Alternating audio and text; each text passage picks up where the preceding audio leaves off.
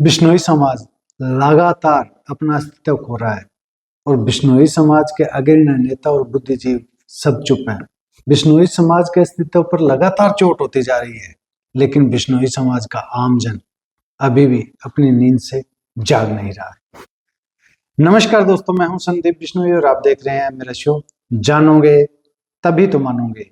हाँ दोस्तों, बिल्कुल वही बात है जो आप अभी इस वक्त सोच रहे हो, क्योंकि बिश्नोई समाज में लगातार उसके अस्तित्व पर चोट होती जा रही है और बिश्नोई समाज चुप है। दोस्तों, आज जो खेजल्डी कानून का संशोधन हुआ था, लगभग 10 दिन हो चुके हैं, लेकिन बिश्नोई समाज के किसी भी आदरणीय, ना तो नेता का, ना संत का और ना ही किसी बुद्धिजीवी का कोई बयान अभी तक सामने आया है। दोस्तों, सबसे पहले मैं कृपाचार्य जी का और सचिनानंद जी का विशेष धन्यवाद करना चाहूंगा। अभी कम से कम उन्होंने इस मुद्दे पर सबसे पहले बयान तो दिए। हालांकि एक दो बार अब जो बातें सामने आ रही हैं कि हमारे जो प्रधान देवेंद्र जी है वो पर्यावरण मंत्री से मिले भी हैं और उन्होंने कहा है, उन्होंने जो बातचीत हुई है और आश्वासन दिया है। तो दोस्तों, आश्वासन मिलते हुए तो बहुत टाइम हो गया।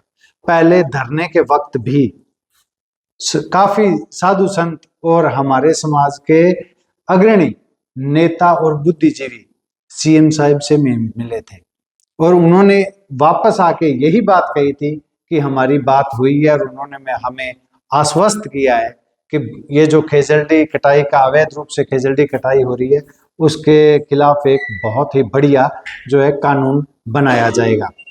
लेकिन दोस्तों, वही ढाक के तीन पात, ये जो पूरा हम मंजर देखते हैं, इसके पहलुओं पे जांच करते हैं तो एक ही बात समझ में आती है कि बिश्नोई समाज के जो नेता हैं, जो कि बीजेपी में हैं, जो हमारे समाज के हैं, वो तो चुप ही हैं।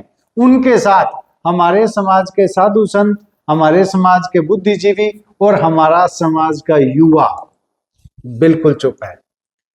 दोस्तों, क्या ये बिश्नोई वही समाज है जो 363 लोग खेजल्डी के लिए शहीद हो गए थे? ये बात, ये गाथा हम गर्व से बताते तो हैं, लेकिन आज जब बात पर्यावरण के लिए बोलने की आती है तो सब चुप्पी क्यों धार लेते हैं? ये बात मुझे समझ से परे की लगती है। दोस्तों, आज जैसे कोई आंदोलन हो या उसके पश्चात आमजन धरने पे बैठा हो तो वहां से आगे की बात आ जाती है, अभी हम लीडरशिप से बात करेंगे, तब तो काफी बुद्धिजीवी आगे जाके वहां पे जो है फोटो खिंचवाने के लिए आगे आ जाते हैं और कह देते हैं जी हमने बात हो गई है, सार्थक बातचीत है। तो मुझे तो ये लगता था जैसे अभी धरने में पिछले दिनों सीएम साहब से जो बातचीत करके आए थे, तो वो तो शायद जो देखने से तो यही प्रतीत होता है कि वो धरना उठाने के लिए जो सीएम साहब के पास गए थे, देखो हमने धरना उठवा दिया जी, अब आप जो मर्जी करो। बात तो यही हुई ना, क्योंकि चुप। और उसके बाद में बिश्नोई समाज की तरफ से कोई किसी भी बड़े व्यक्ति की प्रतिक्रिया ना आनी आपको अजीब नहीं लगता? उनकी छोड़ो, विपक्ष में भी जो बिश्नोई समाज के काफी जो अग्रणी नेता है चुप है, वो भी चुप्पीदार रखी है। हालांकि सरकार ने जब ये बिल का संशोधन किया था, सरकार को यह अंदेशा था कि बिश्नोई समाज बड़े पद पर है जो आंदोलन करेगा। उनकी आई हुई रिपोर्ट्स भी तो जाती होंगी उनके पास। ये अकेले बिश्नोई समाज के लिए शर्म की बात नहीं, ये पूरे जो संपूर्ण 36 बिरादरी है उनके लिए शर्म की बात है, क्योंकि अवैध कटाई खेजल्डी की जो जिस तरह चल रही है तो आने वाले टाइम के अंदर राजस्थान के अंदर वृक्ष नहीं बचेंगे और तापमान है वो इतना उच्च स्तर पर पहुंच जाएगा, फिर आप क्या करोगे? क्योंकि 2-4 दिन में तो पेड़ लग के बड़ा होने से रहा। और पूरे समस्त अदर समाज से भी मेरा ये निवेदन है, आप बिश्नोइयों के साथ आइए, ये महा आंदोलन करना पड़ेगा। पंजाब की जो महासभा का जो इकाई सभा पंजाब है, उन्होंने तो इसके लिए अपनी चिंता जाहिर की थी और उन्होंने जो सबसे पहले बयान देके ये बात साबित कर दी थी कि बिश्नोई, जो पंजाब के बिश्नोई हैं, वो हर कीमत में इस जो निर्णय का है इसका विरोध करेंगे, इस बिल का विरोध करेंगे। लेकिन हमें ये उम्मीद थी राजस्थान से भी इस तरह की आवाजें उठेंगी और महा आंदोलन की तैयारी होगी, लेकिन चुप। और हमारे जो अध्यक्ष जी हैं देवेंद्र जी बुढ़िया, मैं उनसे भी सवाल करना चाहूंगा, देवेंद्र जी आपको किस बात का दबाव है, आप क्यों चुप है? आपने जो वहां पे जो पत्र देके और आप आके ये बात कह रहे हो जी सार्थक बातचीत हो गई है, तो इस बातचीत का आएगा क्या? सीएम साहब से भी बातचीत हुई थी ना, उसका भी कुछ हल नहीं निकला। तो अब आगे क्या माने हम? क्या ये विश्वासघात दोबारा नहीं होगा? क्योंकि ये बिश्नोई समाज के अस्तित्व की बात है। अभी भी बिश्नोई अगर इस तरह सोया रहा तो कल को सरकार को और सभी को यही होगा, भी ये कुछ नहीं बोलेंगे, जो मर्जी करो। और ये होता भी आ रहा है लगभग। अभी इसके तो जो मौजूदा हालात हैं वो तो यही प्रमाण दे रहे हैं।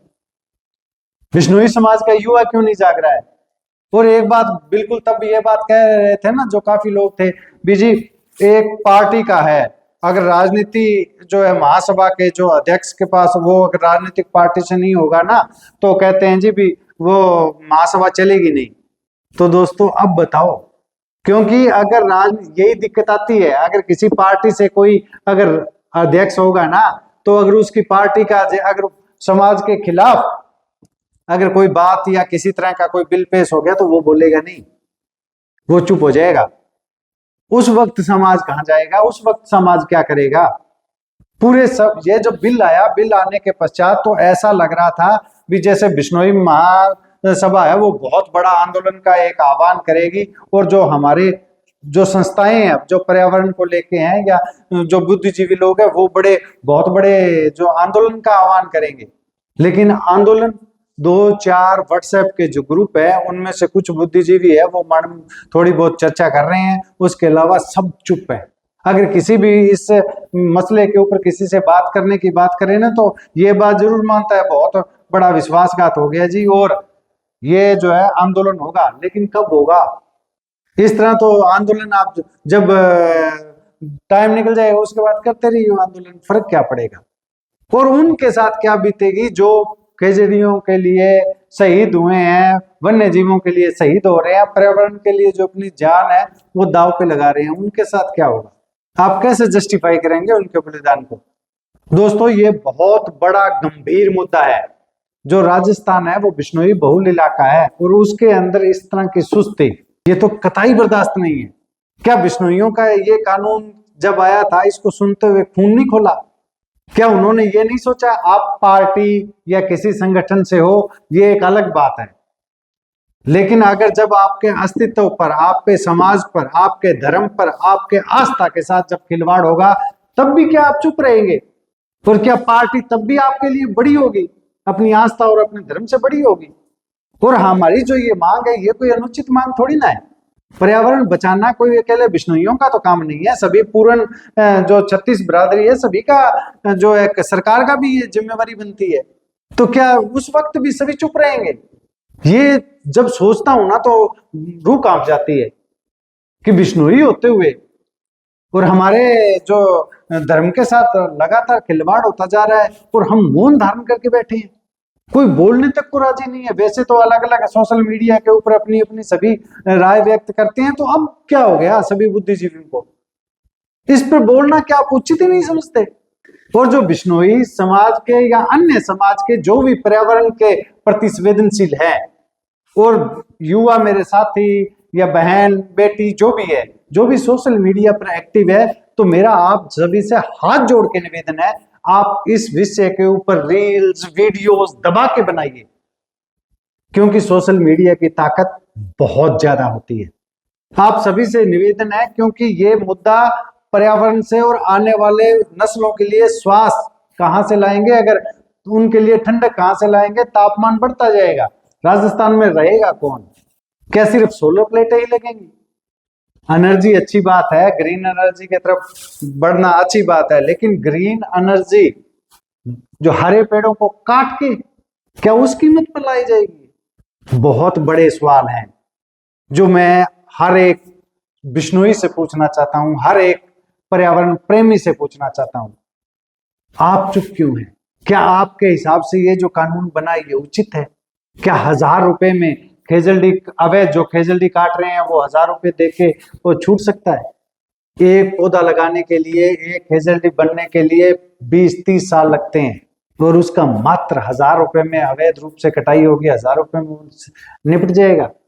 पिछले दिनों किसी भाई ने यह भी कहा था भी 1 क्विंटल अगर सूखी लकड़ी लेने जाए ना तो 1500 रुपए क्विंटल है, तो एक खेजड़ी अगर 1500 रुपए क्विंटल है तो एक यानी कि वो तो उससे ही सस्ती होगी कटाई। तो इसके लिए कठोर नियम बनाने के लिए बिश्नोई समाज के बड़े बड़े साधु संत और जो नेता थे, आज वो चुप क्यों हैं?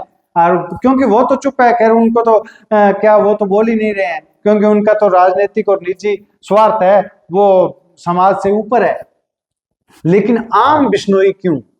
जब कोई संगठन या धरना होता है तब तो वहां के उसको धरने को उठा दिया जाता है, तो मलाई खाने के लिए नेता और अग्रणीय लोग और लठ खाने के लिए क्या आम समाज होगा? आज बिश्नोई समाज को पूरे, देखिए जहां तक बात होगी नेताओं की या अग्रणीय बंदों की, तो ये तो हमने देख ही लिया है कौन कितना है और कहां तक बोलेगा। जब किसी बीजेपी के वक्ताओं से बात करते हैं तो वो कह रहे हैं जी नहीं नहीं जी समाज जो है सरकार से बात होगी है, वो कह रहे हैं जी देखेंगे दोबारा करेंगे। अरे क्या देखेंगे भाई, ये लॉलीपॉप किसको? अभी तो कुछ ही दिन नहीं हुआ, 1 महीना नहीं हुआ है, पूरा डेलीगेशन मिला था वहां पे, तभी तो यही भरोसा दिया जा रहा था ना कि जी बहुत ही सख्त कानून बनेगा। ये सख्त कानून है। आने वाले टाइम के अंदर अगर बिश्नोई समाज ना जागा तो उसके जो अस्तित्व पर इतनी गहरी चोट हो जाएगी, आपको बिश्नोई कहलाते हुए भी शर्म आएगी। जो हमारे पूर्वज थे उन्होंने प्राण दे दिए थे राजाओं के खिलाफ, तुगलकी जो उनके फरमान थे उनके खिलाफ इकट्ठे हो गए थे, और आज लोकतंत्र है लेकिन उसमें भी बिश्नोइयों के साथ इतना बड़ा विश्वासघात हुआ है और आप चुप है, आपका खून नहीं खोल रहा है। आखिर क्यों? आप किनके वंशज हैं? आप थोड़ा गौर करिए, सोचिए। ठीक है सभी व्यस्त हैं, लेकिन हमें आने वाली पीढ़ियों के लिए मिसाल कायम करनी होगी। हमें ऐसा संदेश देना पड़ेगा भी अगर हमारे नियमों के ऊपर, हमारे अस्तित्व पर, हम पर्यावरण के लिए अगर कोई ऐसा कानून बनेगा जो कोई पर्यावरण हित नहीं है तो उसके लिए पूर्णता विरोध होगा, महाआंदोलन होगा। पंजाब के लोग, हरियाणा के लोग सभी आपके साथ आएंगे। मैं तो बिश्नोई समाज के जो संस्थाएं हैं उनसे निवेदन करना चाहूंगा, आने वाली अमावस्या है उसके ऊपर जो है मुकाम के अंदर एक मीटिंग करके आंदोलन, महाआंदोलन की घोषणा कीजिए। आम जो जन है, जब मैं बात करता हूं, लोगों से मिलता हूं, तो वो कहते हैं हम साथ हैं, आएंगे आंदोलन में। लेकिन अब की बार उनसे बचना होगा जो अपने आप को अग्रणीय नेता बोलते हैं और बिश्नोई समाज के साथ ना खड़े होके अपने स्वार्थ के लिए खड़े रहते हैं। उनसे हमें किनारा करना होगा। और मैं देवेंद्र जी आपको भी कहना चाहूंगा भी ये जो पूरा मसला है इसके अंदर बातचीत से कुछ नहीं होने वाला। आश्वासन तो ये पहले भी दे रहे थे और अब भी दे दिए, इससे कुछ नहीं बदला है। हमें खुद को ये लड़ाई लड़नी होगी। इसके लिए हमें आगे आना होगा, युवाओं को आगे आना होगा, माताएं बहनें सबको आगे आना होगा। आपको आवाज उठानी होगी। और सबसे बड़ी बात, जो भी अपने इलाके का जो नेता है या कोई किसी तरह का आगू है, उससे आप सवाल करिए, उनसे प्रश्न पूछिए भी आप समाज के लिए खड़े हैं या अपना जो अलग हित साध रहे हैं, तब बात बनेगी। क्योंकि आज 10 दिन हो गए और ये जो मुहिम है ये तो बिल्कुल ही चुप होते जा रहे हैं, लोग बोल ही नहीं रहे हैं चंद लोगों को छोड़ के। फिर मेरा सभी साधु संतों से अपील है, आप एक मंच पे आइए। ठीक है सभी के लिए किसी के साथ वैचारिक मतभेद है वो सब छोड़िए और एक मंच पे आइए। आज बिश्नोई समाज को बिश्नोइयों की सख्त जरूरत है। हमारी आत्मा आज कहा रही है, 363 जो बलिदान दिया था उन लोगों की आत्मा करा रही है कि क्या आज बिश्नोई इतना कमजोर हो गया है कि वो अपने धर्म के लिए बिल्कुल भी सजग नहीं है, बिल्कुल भी संवेदनशील नहीं है, बिल्कुल उसने ये छोड़ दिया है अभी जो होगा देखा जाएगा। आने वाली नस्लें हमें माफ नहीं करेंगी। ये मुद्दा मेरा या आपके अकेले का नहीं है, ये पूरे समाज का, पूरे देश का मुद्दा है। और इसके लिए ये जब तक महाआंदोलन नहीं करेंगे हमारी कोई बात नहीं सुनने वाला। ये आप मन में बैठा लीजिएगा। इसके लिए अब वो सिचुएशन आ गई है, करो या मरो वाली स्थिति पैदा हो गई है। मेरा आप सभी से पुण्य यही निवेदन है, इसके ऊपर खुलकर चर्चा कीजिए, सभी से बात कीजिए। एक बार जो हमारे ये जो कथा या ये जो जम्मे जागरण हो रहे हैं, एक बार उनको बंद कर दीजिए आप। सबसे पहले तो जो भी जो आगू है उन सभी को कहिए भी आंदोलन में आपको एक पक्ष लेना होगा, या तो बिश्नोइयों के जो है बिश्नोई समाज के साथ, या आप यहां से चले जाओ। कम से कम जो दोगले नीति रखने वाले लोग हैं उनका चेहरा तो पहचान में आ जाएगा। मैं तो अब हनुमान बेनीवाल से और रविंद्र सिंह भाटी से भी मैं विशेष अपील करना चाहूंगा भी आप इस तरह के आंदोलन में है जो मुख्य भूमिका निभाएं, क्योंकि सरकार बिल्कुल मनमाने तरीके पर उतारू हो चुकी है, पर्यावरण के प्रति सजग है। एक माँ एक पेड़ माँ के नाम वाला तो सिस्टम अब दूर हो गया ना, पेड़ कटेगा वो किसके नाम भाई। मैं दोनों नेताओं से भी कहना चाहूंगा, आप आइए, ये अकेला बिश्नोइयों का मुद्दा नहीं है, ये सर्व समाज का मुद्दा है। आप अपनी अहम भूमिका निभाएं, और बिश्नोई समाज के और अलग दूसरे समाज के भी जो नेता हैं जो पर्यावरण के प्रति चिंतित हैं, उनसे भी मैं कहना चाहूंगा आप भी आइए, हमारे आंदोलन का हिस्सा बनिए, इसमें अपनी भी उपस्थिति दर्ज करवाएं। पंजाब, हरियाणा और दूसरे जो राज्य हैं वो भी आपके साथ होंगे। आप कोई एक आंदोलन की तिथि निश्चित तो करिए, कोई इसमें आगे तो आइए। और इनसे सबसे बड़ी बात है, देवेंद्र जी को आगे आना पड़ेगा। देवेंद्र जी आपकी तरफ पूरा बिश्नोई समाज जो है देख रहा है, मुंह की तरफ देख रहा है।